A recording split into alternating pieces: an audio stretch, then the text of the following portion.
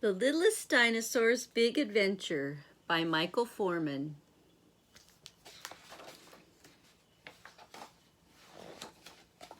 One day, the littlest dinosaur was sitting by the river and dangling his toes among the water lilies. Suddenly, a frog landed on a lily pad next to the littlest dinosaur's feet. Flip, flop, flip, flop. The frog hopped to another lily pad and looked back at the littlest dinosaur, and then he hopped to the next lily pad and the next and looked back at him again.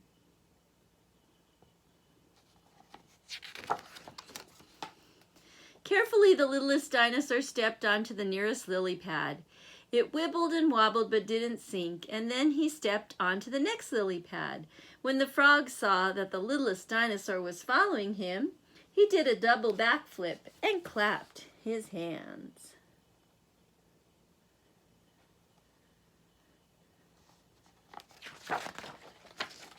The littlest dinosaur was suddenly surrounded by frogs, all somersaulting, hopping, and diving among the lilies. Plip, plop, flip, flop. "This is fun," cried the littlest dinosaur, "and at last I have some friends my own size." He followed the frogs pad by pad across the river. Splish, splash.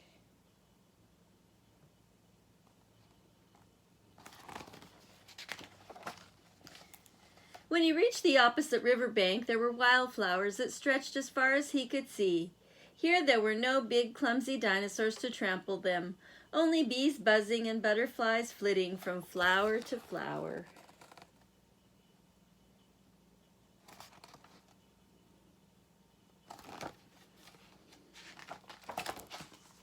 A butterfly landed on the littlest dinosaur's nose and opened its wings. "How lovely you are," whispered the littlest dinosaur, and he kept walking, surrounded by a cloud of beautiful butterflies.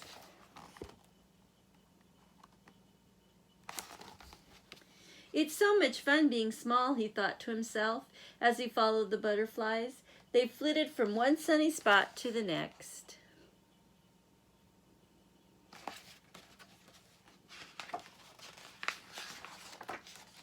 But soon there was no more sunlight. The butterflies were gone. There was nothing but dark forest. "Oh no," thought the littlest dinosaur. "It's not fun being small in the dark, but I have the heart of a dinosaur, so I can be brave. If I walk back the way I came, I will find my way out of here."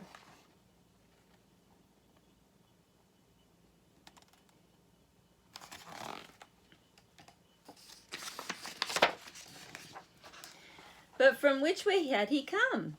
He had run all over while following the butterflies and had lost his sense of direction. The littlest dinosaur looked around. Every tree looked the same, dark and spooky. The littlest dinosaur was frightened. Birds and bats flew squawking into the sky.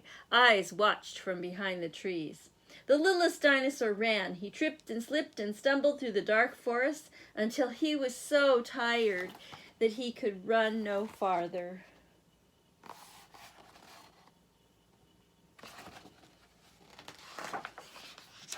He crawled under the roots of a giant tree and was just reminding himself that with the heart of a dinosaur, he shouldn't cry, when he heard sobbing nearby. Looking around the back of the tree, the littlest dinosaur saw the strangest little creature that he'd ever seen. "I am lost," cried the little creature.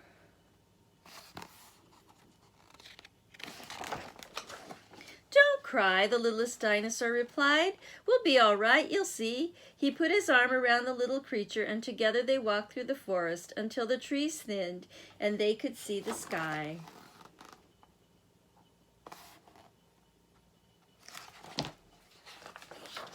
Suddenly it got very dark again, and a big terrifying shape swooped across the sky.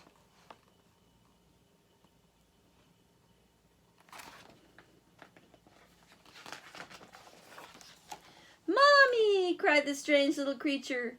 "Mommy!" The little creature's mommy landed with a crash and folded her great wings around her baby. Then she looked at the littlest dinosaur. His knees trembled and his heart thumped. "Come," the huge mommy said, "let's get you home."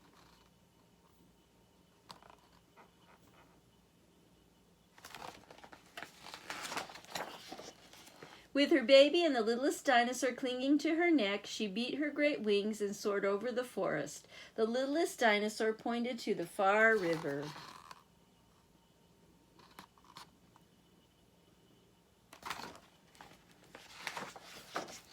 Soon they were circling over the amazed faces of the littlest dinosaur's family, who were all very happy to see him.